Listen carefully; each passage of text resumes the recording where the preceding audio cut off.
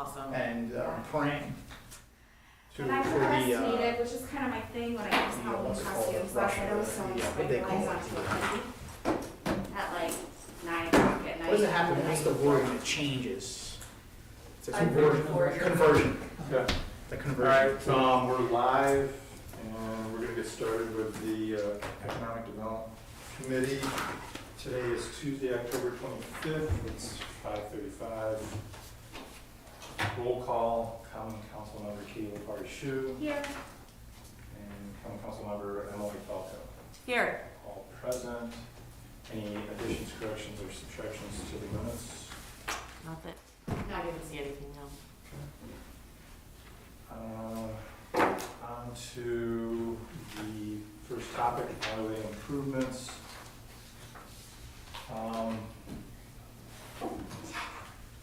So I do have an update as far as the alleyway, it's off of Deed Street behind ours. So, the manager of Roots and, the director of the Historical Society both applied for an OCI grant, and we're granted that grant Oh, wow. to put cafe, kind of like patio style lighting in the alleyway to kind of lighten it up and clean it up. Great. So I'm hoping that like maybe with that, if since those were approved, like maybe that will set a good precedent for other building owners to do something similar, you know, just a small improvement until we can get the big thing and then come through and really vamp it, but at least it's just starting to slowly kind of beautify it a little bit. Nice. If you don't mind me asking, how much was that grant? It was for $850, because it includes, work that an electrician has to do. Mm-hmm. And I can let you know when it's all said and done, you know, maybe figure out how much exactly it did come to. Did you say that you were awarded the grant? Mhm. Oh, excellent. Yeah, it's a reimbursement grant, right? So Right. so it's up to $850. But Cool. in order to put the lights out there, an electrician does have to come in and put the proper kind of like plug receptacle, you know. Probably a geothermal. Mm-hmm. Did you want to say something? Yeah, I just wanted to ask, what grant was it? It was the OCI. OCI, okay, I Mhm. couldn't hear what you said. That's Oh, all. sorry. Yeah, I'm excited that you got that. Yeah, I'm excited too. I think that will be really nice. So are we calling that alleyway west? What are we calling that? How are we gonna distinguish between the two of them? I don't know. I thought maybe I should paint a mural of Pee Wee Herman in there called Pee Wee Alley, but I don't know. Whatever. Yeah, I guess west is fine. No, it's your alleyway, you come up with what you want. Yeah, I would advise against Pee Wee Alley just because I feel like that encourages urination. Which is what we're trying to. Avoid. Avoid Stop. getting away from. Yeah. Yeah. So, No, I'm not there's really. that. I'm not really. I would never call it that though. No. I Yeah. don't think the irony with grass makes people, so, Yeah. No, it's not a very. It's not a very becoming name. yeah. Don't really want to go there. So that's kind of a kickstart, $850. Do you think in the spring you're gonna start painting, or is this the light you thinking you're gonna try and get this done this fall? So hopefully, I organized a meeting with the electrician and the director of the Historical Society, myself, and a Roots manager who applied for the grant. And we're all gonna meet tomorrow to kind of see what the electrician, what he can do, what kind of time frame it is. I wanna move it along. Right. Have you included Chip Klugos, since he owns the? Yes, yep, Okay. mhm, So all yep. three of you are meeting then? He's not meeting with us. I mean, I'll let him know, but, I've already made mock-ups and I sent them to him and he's all on board Oh, with it okay. and everything. So he's gonna approve of putting the lights attached to his building? So that He they're- already has Nice. approved it, yeah. Oh, nice. Yeah, So you're. moving it along, yep, mm-hmm. So do you think you're gonna have to do the documentation to which the city attorney had talked about? No, Okay, good. no, I don't think so, because it's basically, you know, the funding is coming in, but then it's up to each entity to maintain that light source. Okay, So, nice. yeah. I think Kate. I think it's fantastic. I'm really excited for that change. in that Mhm. area. I think it's even really great, really great. Me too, me too. Yeah, congratulations. congratulations. Yeah. Tell Vicky congratulations. Yeah, I'll tell them. How hard was it to apply and go through that process with OCI? It was very easy, and I hope that, you know, with this as an example too, that more people will apply for this. Are you the first one? I don't know. Do you know, Judy, how many people have applied for that and gotten money for that grant? No, we're supposed to report to the council on a quarterly basis. Well, Destination Oneonta is coming to the council meeting tonight, so maybe they'll be able to give us an update on that. Right, because they're the Mhm. overseer, correct? Yep, it goes through their committee. Nice. Do you think anybody has applied for the other alleyway? Not that I know of. Yeah, So where do you think you'll keep going? So you're gonna do lights, you're gonna do painting, or a mural? well, lights first, and then let's see, you know, like, if, I mean, Mr. Kliko was, open to the idea of like a mural being painted on that lower part of his building. Mm. His only concern was that he had gotten the money through, like it was like some kind of historical grant to restore that building. Maybe you know more about that, Judy. Oh, yes, yeah. He might have tax credits on it, maybe. He was worried that would he be allowed to paint something that isn't like historical colors or what was agreed upon in the renovation of that building. So I don't know, but I mean, my guess would be, I don't know that anyone, if you painted a lovely mural there, that anyone would come knocking and be like upset about it, but yeah, I mean, it's Well, just a just keep us- first step, you know, yeah. light it up, like I'll get out there eventually and pick up all the cigarette butts and stuff, and, you know, I'd like to clean it up more, it's just finding the time, Good start. so, yeah. And then, overall, coming back from the three of us meeting in the alleyways, what'd you guys come up with? What are you thinking? How to move forward with the other alleyway then? Because it sounds like you guys are doing a bang up job there. Well, I mean, I think once these lights are installed, it might, you know, it gives kind of an idea of placement and length, and then it's kind of like a formula that anyone could implement, maybe, Mhm. as far as that goes. And then, with the alleyway that's across from ours, where there's been kind of a makeshift memorial to, the individual that, lost his life there, I'd love to be able to reach out to that family and see if we could get, if they would be comfortable with doing some kind of more nicely painted mural, or some kind of nicely painted tribute to that person, yeah, so I don't know how to get that contact information, or, so maybe I feel like that would be like a nice next step, Okay. to make it feel more welcoming and, Of course, you'd have to get permission from the building owner. well, yeah, I mean, obviously, yeah. So do you think on that side, we're gonna have to do that more formalization, as David had told us about? Yeah, I mean, I think that if there isn't, the building owners need to be willing to a certain degree. So, whether it's they wanna take it on, or they need the incentivization of like, we'll take it on, you just need to give us the easement for this right of way. Right. I think that remains to be seen. And, I think one of the big problems on that side that we were talking about, if I'm remembering correctly, was the trash receptacles and figuring out, what we need to do there. I don't know, I think one of the challenges that we have here is like taking appropriate action as the city. Mm-hmm.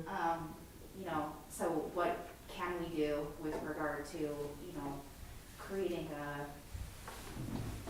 a single point of, collection for trash, other really than facilitate that conversation. So, yeah, I guess I'm not sure, but I think it depends on the willingness of the building owners, so we need to identify them and. And is that something that the city can take on? Like, can the city say, you know, because the city doesn't control trash pickup at all, right? Right. Well, they have ordinances that talk about that, so yes, we have that instrument already in place that our code enforcement officer and his department could actually enforce those ordinances that are already on the books of what the trash is actually supposed to look like, meaning That's the true. trash collection. Well, I think the What you other were thing talking I about though think- was a single point, Right. where instead of having multiple, because I think there was what, 3 or 4 areas back there. Yeah, We for were probably minimum. suggesting maybe 1 Mhm. to allow other activities to happen back there. Mhm. And I think, you know, it's possible that we could, and this is a question for someone who understands writing things into the code better than I do, but, you know, it's possible that we could identify in that district, you know, cans, I don't wanna say it's like a public health thing, but maybe that could be our motivation behind it, is to say, you know, we want these to be heavily populated areas with high activity, and so for that reason, we wanna move all the trash to a location, you know, where, and we may have to identify and provide that location, you know, in order to sort of put that onus on them, I'm not sure of that. But, you know, that's something certainly that the district is, yeah, I mean, to your point, like, in the entire city, we have a code about where you can and cannot store your trash, so to extend it or to, you know, pull out our Main Street district makes a certain amount of sense in terms of feasibility to me, without really knowing, like, the hard, like, the hard Of rules what the around actual it, ordinance yeah. is, yeah. So that might be something that we wanna look into. If we think that the trash is like a hindrance, you know, to any real productivity with this project, that's something that's appropriate for us to do, I think, as a city, to address that issue with our code. Right. So that alleyway, and Judy's been working on plans for that alleyway, that's such Yeah. a much larger footprint, so it's gonna need more public-private partnerships throughout that entire alleyway. I don't know if we should be leaning on to one central point, because we really don't have a firm grasp of what that area could look like. And that's a matter of getting all of those building owners to the same room and actually saying, hey, these are some suggestions, what do you think?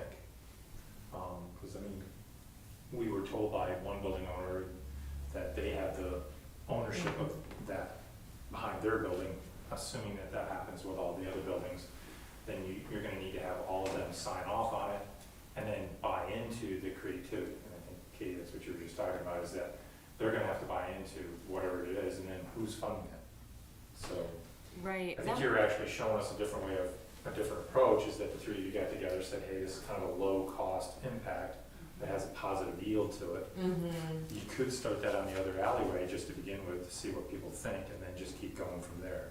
I mean, I think definitely it can be like multi-pronged, right? Like, Right. let's do that, but then also I wonder if, you know, I wonder if there's some kind of, like, to get like some kind of trash receptacle area that's maybe compacting it, or maybe, you know, it's not only an issue of public safety, but maybe, is it like a green thing? Like, you know, like it's I don't know, or maybe there's some kind of, money available, like grant money available to do something like that, do you know? I mean, I'm happy to help write grants, you know, or apply for grants. I don't know if I can do that on behalf of the city, that might get a little weird, you know? Or even if we can identify that, you know, there's, you know, maybe if Community Bank is willing to, you know, take a few of their spaces to put the dumpsters into a central location where everyone can put their garbage, maybe we apply for the grant through them as a private entity, or I don't know, I don't know how to, what do you guys think? What's our next step? We need to get all these people in a room together? If you wanna go down that whole path, and I think you kind of laid out a vision for it. Yeah, it's gonna be in the future. I have to wait till the DRI, Downtown Improvement Fund, is almost done, so I know what kind of money we have to deal with. There's other issues back there. There's stormwater. If the city takes it over, that's huge, and there's no money for that. There's no grant money for that. Unless it's some kind of an innovative green project, but it's hard to come up right now with an innovative green project, because everybody's doing green projects, they've had these in place for so long. But, you know, it's not just the garbage, it's stormwater, it's gonna be probably the electric lines, the overhead lines and things like that. So it's kind of a big thing that you have to look at all of it at the same time. And there's not a lot of money available for those things. So do you feel that you get buried down by trying to look at the entire project, or is it better to the example that Ellie just showed with us, just kind of chip away at I it? think you have to, if you're gonna take the right of way, then you have to understand what the costs are of the stormwater. You certainly don't wanna take the right of way and then all of a sudden say, oh my God, we've got a couple $1 million project in stormwater and there's no money for it. Now it's on us if the basement's flooded. So I mean, that's the kind of thing you have to, I think you have to look at the big picture and understand what you're dealing with, and then you can break it up into pieces and tackle it if it's something you wanna pursue in full. I mean, before we take the right of way back there, we really need to really think about the cost. Like the garbage thing could be solved if the building owners did a bid, and then they deal with it. Yeah. And they work amongst themselves to figure out a site. The bank is probably unlikely to want garbage on their site at all. But there might be other places that it can be tucked in somewhere. If the building owners are all willing to do that and willing to give up a piece of their property for the greater good, for the alleyway improvements for them and their neighbors, you know, so having it be a grassroots effort from the building owners is a good idea too, I think, for some of this. Probably not for the stormwater necessarily, because that's a big nut, but, you know, some of the other stuff, like the garbage, they could solve that themselves if they'd gotten room. But they maybe never had that conversation either. I mean, Probably not. I dare wonder if any of those building owners have actually communicated with the others about something like that. Because it looks like they're all siloed on their own. Because like, if you think back when Bombers was open, their entire alley was full of garbage cans. I bet you there was 20 of them back there, and they were full every night. I mean, so what do you do with that? That's not a tiny amount of garbage. you know? Right, so again, that's where our codes kicks in, But for they what they're weren't, allowed to do. I don't think that they weren't out of code. They They're just supposed had to a be lot of, screened in now. Well, Right. and that's what I'm saying is, if it's not, then we need to think about what the ideal is and write the code, amend the code. Correct. So, you know, if we were to say, yeah, I don't know if we would be able to write it in, well, yeah, if we were to say that, you know, for example, I'm just spitballing, you know, all garbage needs to be, this is already in the code, right, that it needs to be out of sight, screened in. You know, if we were to take that further and say it needs to be stored, you know, a specific amount of, space away from a public right of way, or Or an eatery. an eatery, yeah, something. Ultimately, isn't that what was suggested back there, that farmers and others could start having eating space back there? Yeah, Wasn't that part of your vision? that's the hope That would be amazing. Right, with so this We're not process. gonna do that, or they're not gonna do that, if 25 feet away is a Right. garbage screen. right. So I guess that's what I'm suggesting in terms of like the city taking action to move this forward. You know, we maybe can't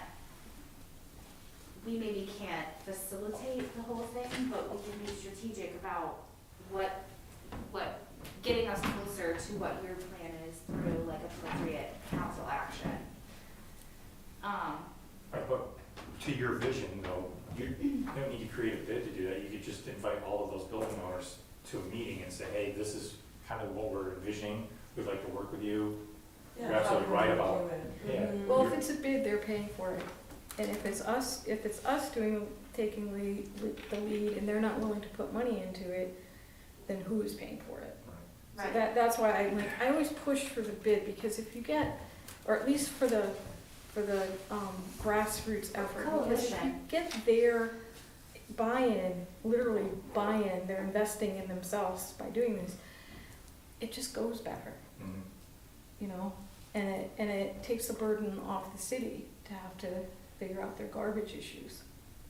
If they work together to, I mean, we can certainly help, but it'd be great if they were invested in it as well. Agreed.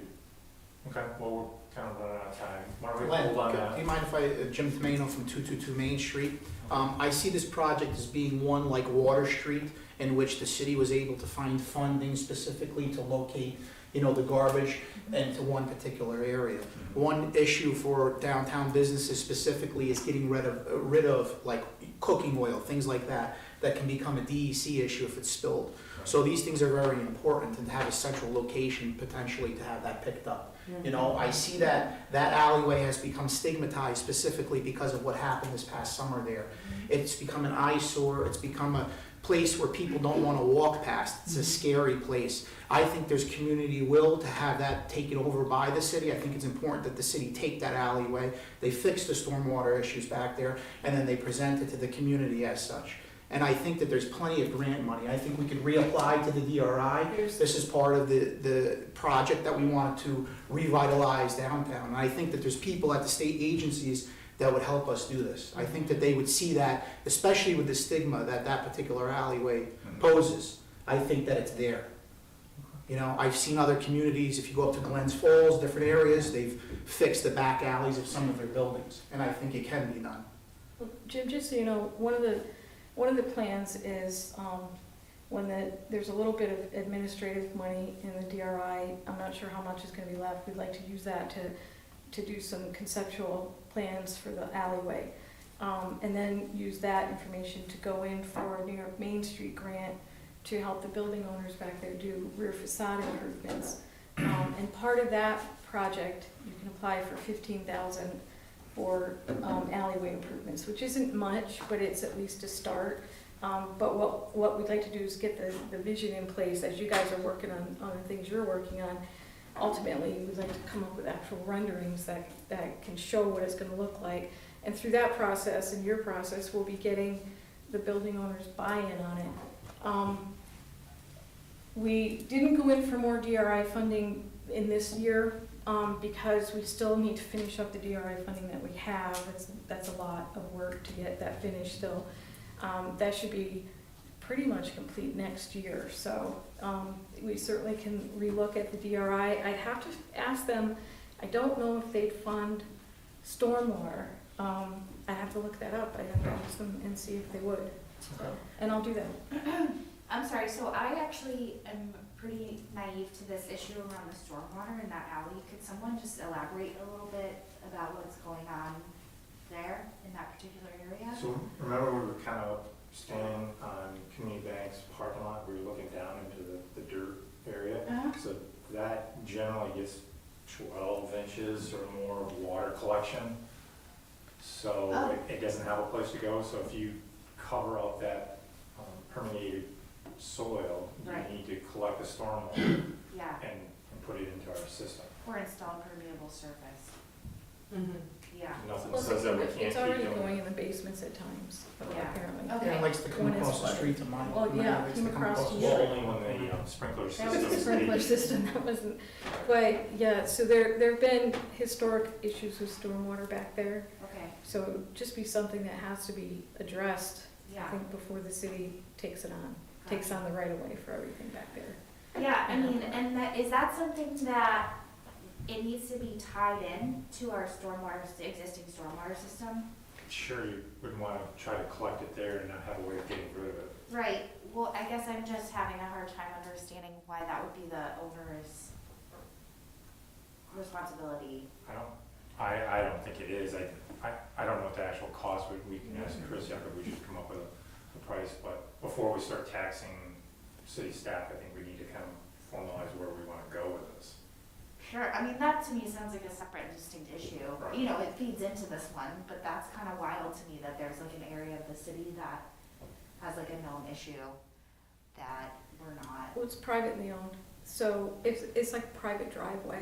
So if at your house you had a stormwater issue on your driveway going into the house, it's your responsibility to fix it, not the city's. gotcha, okay. So this is a Yeah. private alleyway, which is basically a private driveway Gotcha, in the back. okay, that makes sense. If the city took the right of way on it, that now it's our problem to solve Mhm.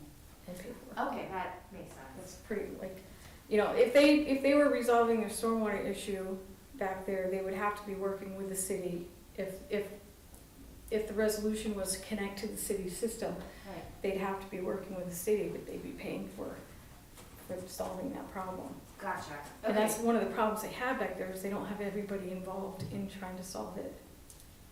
So, okay, thank you, yeah, and Chris would have a better explanation than I do. yeah. But Yeah, I would be interested, now I'm interested in that, Okay.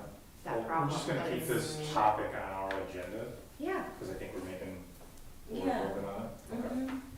So topic B is properties within the city boundaries that fall in default of their property taxes, or school taxes, or both. Unless something's changed at the county level, it was 3 years and it goes into foreclosure. I know that there's different steps, but eventually that's what ultimately happens, is the property go to foreclosure. I'm suggesting that we take a look at this and see what has happened this last year, and then before COVID, what was happening before, when properties that don't pay their taxes typically, what happens is the county makes us whole every year. And by doing so, gives them the right to have the property. My suggestion is we need housing. So if we're gonna try and get 1,000 people into our community, we need housing for these folks. This is an opportunity for us to hold the loss for 3 years, so it could be $6,000, right? If each house was supposed to pay an average of $2,000, that would be a $6,000 investment that we're making into that property. Most of these homes are selling well north of $6,000. So we would be made whole, and then we can move forward. My suggestion is also of looking at an LDC, and by having that, which the mayor had shared me, the LDC that was created in 2018, he shared with me back in June or July, something like that. And that's a document I can share with you guys, that through that arm, we could start looking at these properties and start being creative on how we get it back up on the housing market. okay, Okay. I figured we were gonna have more discussion on that one. Spoke with Jenny before the meeting. She's not in favor of us, but is interested in a hybrid. So we maybe, instead of taking on all of the property, we could start picking property. sure, That might be more realistic for us to do for the first few years, is take a look at what property's coming up on the foreclosure list and saying we want to keep that rather than taking it all on. One thing I always want to make sure I do is not put more work on city staff. So I don't need Judy or Ginny or anybody else loaded down with more. And that's what Ginny's concern was, that by us taking this back on, we would have more work for city staff. yeah, could you explain that process a little bit more in depth for me? So I understand what happens when you are, you know, in arrears on your taxes, Mhm. and the county will repossess and sell it at auction. Right. So the LDC would allow the city to, do we just say like, no, we wanna keep this one, or do we have to actually physically purchase for the price of the back taxes? So we can ultimately have David give us the legal opinion, but the way I understand it is that since the property owner has not paid their property and or school taxes, they're in default, to which gives the municipality legal claim to the property. We pass that off right now to the county, because the county makes us whole on those property or school taxes every single year. Uh-huh, So at the end of those 3 years, it's the county that takes over the foreclosure process on that property owner, and then puts it up at a foreclosure sale. gotcha, so And Okay, so- they don't know what they're gonna get on the property, but generally, when you go back and you look at what happened on those sales, They profit. Yeah. So, I'm sorry, so why would we need an LDC for that, if we have that right? so then what would you do with the property afterwards, right? So the city holds on to it, the job is not to make city staff have more work, so an LDC would be, a small group a small group of individuals that would be their sole focus is, creating economic development through the revitalization of properties, whether it's residential or commercial. Yeah, well, on its face, when you describe it like that, that sounds like something we need desperately. Desperately need. Yeah, We need Now, would something that be other than something city that- staff being loaded down with work, absolutely. yeah, would that be something that through like partnership with the housing commission, obviously that's their mission as well. I don't know whether that's something like we can advocate for, I guess I don't know what the process is. Yeah, so once It's you a see very that well document, I'll show you the documented. document. It's just a legal entity that would be a standalone. And when you look at Schenectady, other communities that have taken on having an LDC, you gotta work for it, you gotta have people that are willing to put the time and effort into it, but Schenectady is a great example that have turned around their community through an LDC. Okay, Okay? so I'm sorry, what's the next step with that? Well, Ginny couldn't make this meeting, so I believe we should keep this item on our agenda, so then we can hear from her on that. In the meantime, we could, do some research on our own with LDCs, and I'll share the document with you, so we can start looking at that. Thanks, perfect. And then our last topic is, trying to create opportunities for local developers. I was sharing with Judy that I've had a couple of young developers approach me in the last several months of, questions of how do they get a shot at the public monies.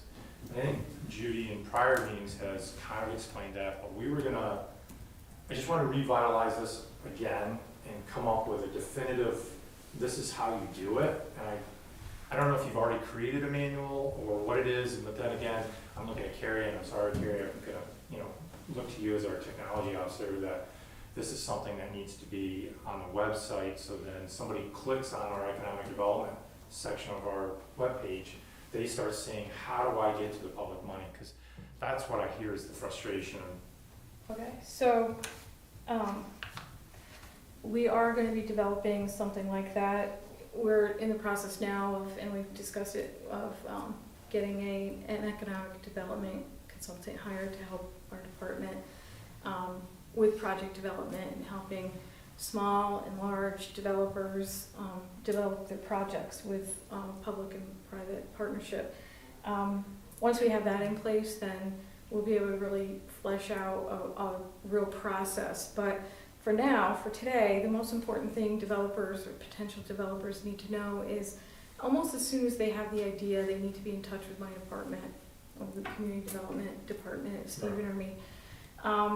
Because to get public money, it can take a year or two, and it can take longer than that sometimes. So, and it's not a guarantee that their project is going to fit a funding program, but the more experience that they get in developing projects and understanding the public, state and federal funding, mostly state, the more experienced developers have with that process, the more they are able to develop their projects so the projects fit the funding. Right. And some of the funding, the reason why you have to be in touch with us like a year or two ahead is because some of the funding isn't available other than maybe once a year. Right. So like the ESD money, Empire State Development money, developers can apply for that directly through the CFA, and that only comes out in April. It's typically due in July. You get an award in December. So you have to really have your project ready to go when you submit for that application. You have to know how much it's gonna cost, what you're doing, where you're doing it. You should have site control. There's all kinds of things that you need to have in place prior to being able to submit in July every year for that funding. And that's just one of the funding programs, like the Restore New York. That money only came out this year. It hadn't been out in the past couple of years. They came out with a round in October. They have another round that they haven't announced yet, it could be any minute. So like you kind of have to have your thought ready, your project ready, and when funding hits or you know what the dates are, you can push it forward. So the main thing that they have to understand is if they want to work with the city and they want the city to help them through this process, get in touch with us a year or two ahead of when they want to break ground. And then we can work them through. For me to have a set process and the steps, I can't do that until I know what the project is, because every project is gonna be different. If it's a renovation of a historic building on Main Street, that will have different funding opportunities than if it's a new build. I think the guys that you're talking about, if you're, I'd rather not use their names. right, if it's what I'm thinking about, it's probably some housing. They did contact us a few weeks before they were ready to start construction. Right, So it's just not, right, but they don't know that, so I was listening to Right. you just now, so that's what we need to start making sure now. that message is out there. Correct, and that's what I'm trying to say, is that Yes. that message of, you gotta know this, this, and this, like you just said, ESD is coming once a year, well, they don't know what the project needs to look like, so they can't get it ready until they know what it has to look like, and it's not just them, it's a Right. couple other young people that have approached me, and I understand their frustration, but we need to get this information out there, because we wanna create that opportunity. If we have young people that wanna invest in our community, Mhm. I'm just the old guy here, then we need to create the opportunity for these young people to be successful in Right. doing that. And so, whatever it is you need, we need to figure that out and get that information out there to as many people as possible, because it just doesn't seem like it's happening, and I don't know what to do, so I just wanted to give you the platform. Okay, yeah, an example is like, of that, how long things can take, is like Social Eats. I was on a monthly Zoom meeting with them and our grant writer, almost through the entire COVID, so starting sometime in mid-2020, and they just got funded, early 2022, I think it took. They took that long to get, well, they had to get through construction, part of a majority of construction as well, but it took that long to get everything in place for us to get the application in. And, once we got the application in, the funding didn't take a long time, but it was just all the prep, making sure they had everything in place. But yeah, I think for now, we can just start with that message, that if you're looking to do any kind of economic development project, housing project, and you want assistance from the city, get in touch with us immediately, and a year or two out is the best time frame. We have that Bring Your Business to Oneonta page. Yeah, that NISBA did. We can throw that as a header Yeah. on the top. Yep. Then once we have the consultant in place, then we can start really fine tuning what we can offer, and what the list of what they can help with on top of just the basics of getting in touch with us as soon as possible. The So- historic tax credits, Right. And they're gonna help us educate the public too. I wanna be able to do public Zooms Mhm. with the public, and YouTube videos that will be out there that we can point to, which we can post on you're laughing at me. No, I'm excited about that. But we can No, put all I think that that's a kind of great thing. idea, because Yeah. then they can click Sessions. and play this, rather than you giving them a piece of paper and they're gonna struggle to understand what Yeah, you're saying. One yeah, stop and we can Right. have, little blurbs on the micro grant, the Small Business Economic Development Program, the Economic Development Program, ESD's programs, when Restore New York comes out, on Restore New York, So all there's like that. 6 videos So right there. that's the plan, Right. but I don't wanna get that started until we have a consultant in place who will help with all that. And I know what their skills are. And when do you And think?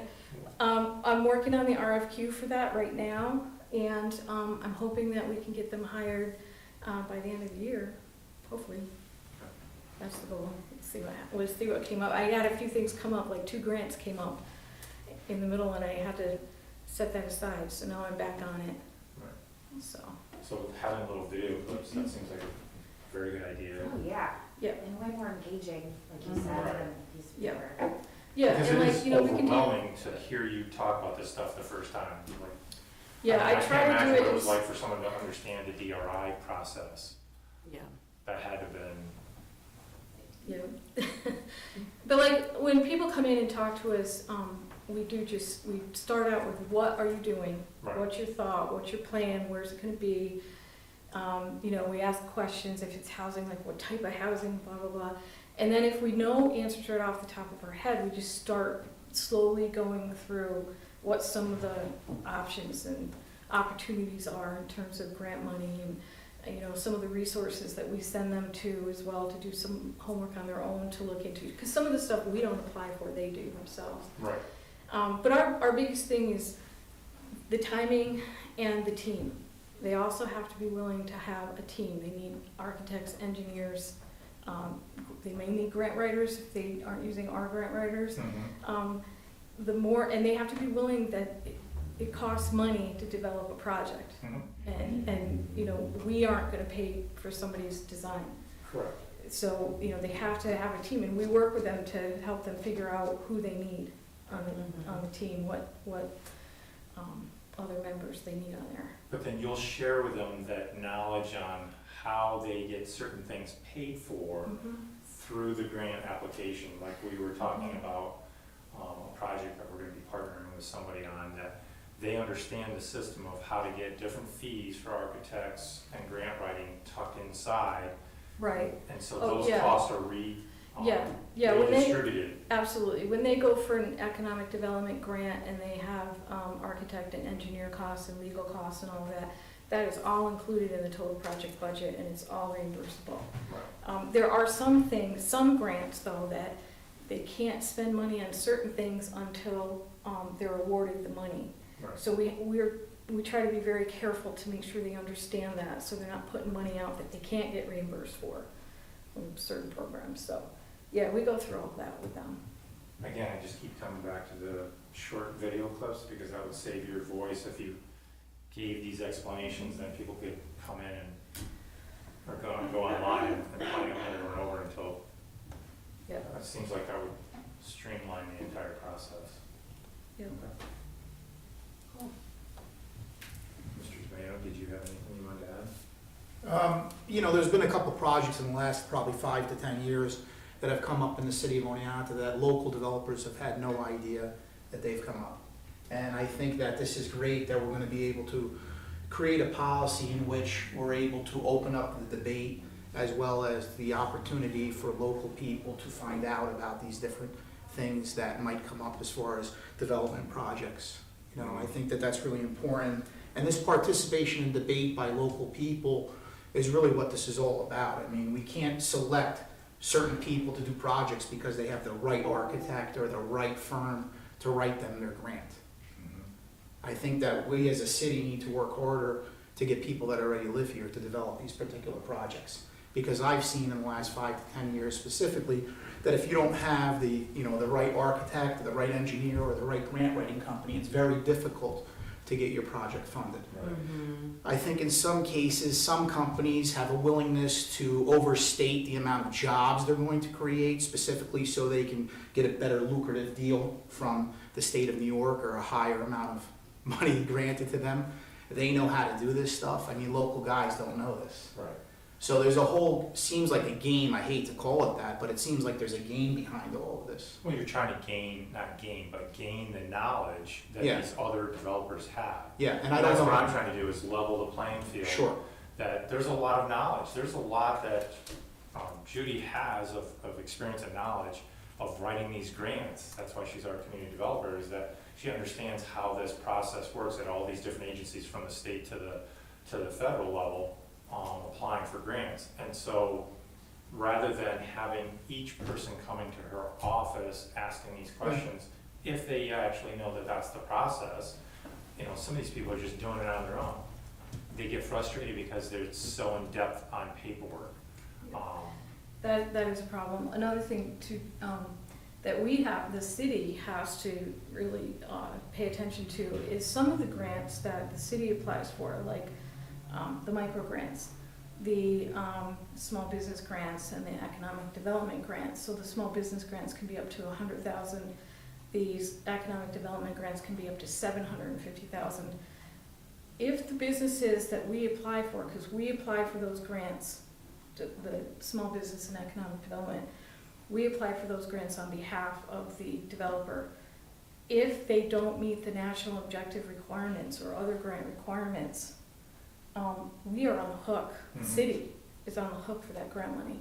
Mhm. So we have to be careful that, you know, it might seem like only certain people are getting the grants, but we have to be careful that who we're applying for on their behalf have the capacity to complete that project and meet the state requirements, because if they don't, we're stuck. And I don't wanna have to return a $750,000 grant and try to claw that back from the business that failed, that doesn't have the $750,000. So that's another component of it, when we're working with developers of any size or anyone, Mhm. we have to be very careful that they have the capacity, which is why I push very hard to make sure they have a strong team and that they have a really good understanding of what they're getting into and what the drawbacks are if they don't meet the state's requirements. Right, Because so, we're on the hook. but it's that big knowledge, risk. right? So it's the knowledge of understanding that you have to have the team or meet those certain requirements, whether it's, you know, Yeah, I mean, they have to have the cash. minority women-based. Yeah, they have to have All of that has to be in care. place. Yeah, and then they have to create the jobs that they said that they were going to create. Luckily, since I've been here, all of our projects have met those objectives. Even the ones that are closed, where you think they didn't meet, they met the objectives prior to them closing, and we did not have to claw money back, Right. which would have been horrible if we'd had to. But I would just love to, I'm just recapping this, because we're limiting time. I just would think it's essential for us, for a succession of the young people in our community, to have this knowledge that you have out there. The video clips, I think, is great. I look forward to hearing from this consultant that, we're moving forward on that. Doesn't have to be elaborate. I mean, literally, this was a great presentation for us, and I think if you broke it down even into smaller modules, just so that they understood what way to go, depending on which agency they're applying to, and then overall, what is it gonna take to get there? That's what they need to do. Most people think that they're going in to apply for a bank loan. If I had to think about your office, I'm sure that's what most of them walk into your office thinking, I'm just gonna fill out some paperwork and I'm good to go. Yeah, and we're just gonna write a check, and it's like, no, you're gonna be dealing with me for a good year, Right, minimum.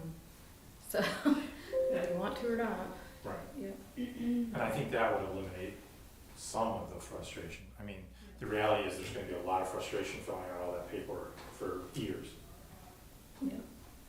And Jim, just so you know, the DRI was a whole different animal than the grants I'm talking about. The grants I'm talking about are a little more straightforward and a little easier. Well, I tried to go through both of those processes, and as a local guy, I can speak to the difficulties that I thought were there.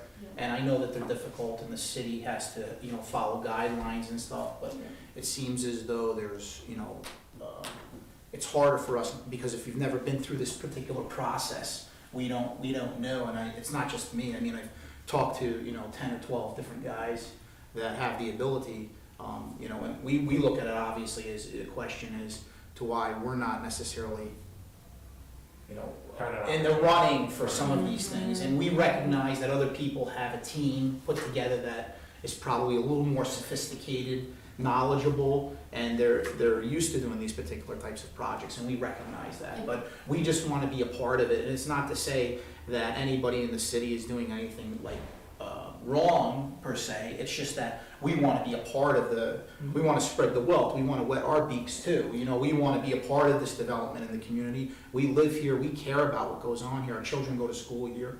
You know, we've seen recently a bunch of us, you know, people that run businesses and stuff, that our city government has been starved from the financial resources that it needs to particularly provide the services that it's supposed to. I mean, this alleyway that you're speaking of behind there's no way you're gonna get a disjointed group of people to go back there and spend a tremendous amount of money to fix the stormwater thing. It's not gonna particularly happen. The city needs to particularly stand up, take that on, and fix that alleyway and make it a great part of our downtown.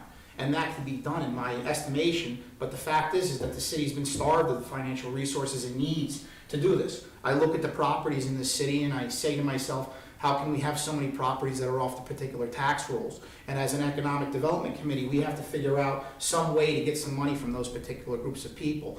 And I'd like to be a part of that. I have no problem paying my fair share of taxes. However, you can't compete with free. And I've seen a lot of the local developers shut out of, pilots and different things that other property owners have been given.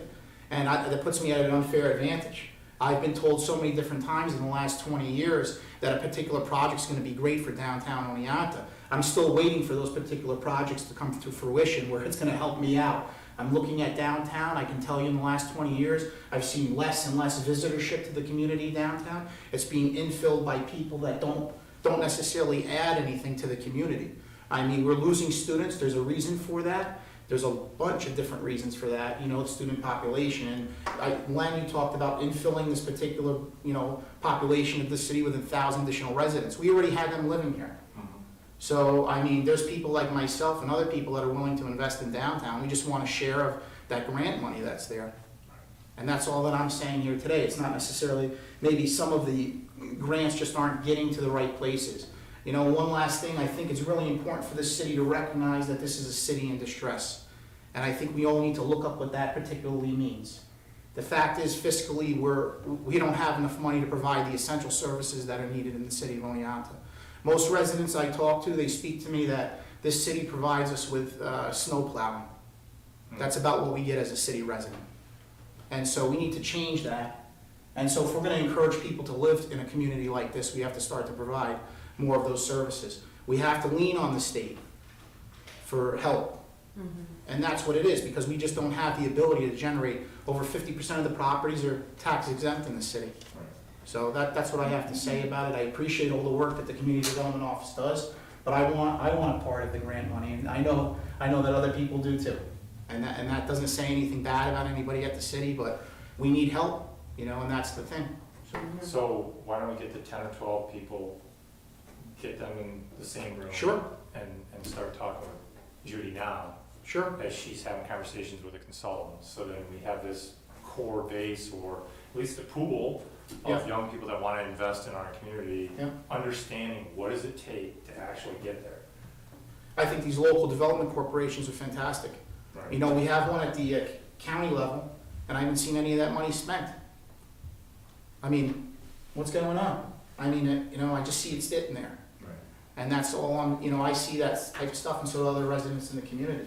And we're withering on the vine here. We need to start to see some, development in the community. We see a little bit of it, but generally it's mostly from grants. And I don't see where the net effect is gonna be positive in that situation. I know you have to spur some economic development from grants, but there's the local guys that are just coming up and doing the development on their own. Right. And that's where it seems like a lot of this is happening, so. Okay. And the last thing I will say about that is they don't wanna compete with free. I don't wanna compete with free. I don't wanna compete with, free money, and that makes it very challenging. And then also in addition to those pilots that a lot of these, developments, and it's just starving the community even more, Well, thank you for Thank you. coming. Thank you. Thank you, Judy. Welcome. Katie?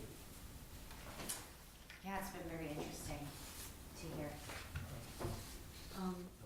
I'm interested in, I don't know if there's ways that I can help to advocate on behalf of the city, towards the state to ask for more money. Like, I can write letters, I can get people to write letters, like, the state has our money, right? Like, is there a way that we can ask for more?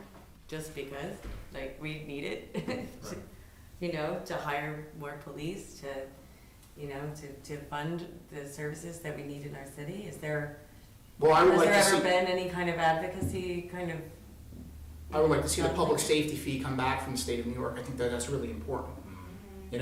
Jim Sewer advocated for that, 5 or 6, 7 years ago. We only received, I think, 3 years of that money. I don't know how many years of that money we received. Yeah, it's been a couple of years. But I'd like to see that again. That's a few $100,000, right? Mhm. It's like 175,000, something like that. I think But we it had a was- few, but, That's about what you get out of your 2% tax increase, I think, Correct. right? So yeah. it's Okay. something. We have a lot of work ahead of us. Yeah. Okay. All right, Yeah, I just wanted to ask one more quick thing. But just going back to the properties that, are delinquent on property taxes. Sure. How do we find those properties? Can you find, is there a database online? So like through the Ginny will be county? able to tell us which ones, She will tell us, Right. okay, and again, you know, that's sensitive information. right, okay. But Okay. there's a way we can look that Yeah, up. she has that information, and so doesn't the county treasurer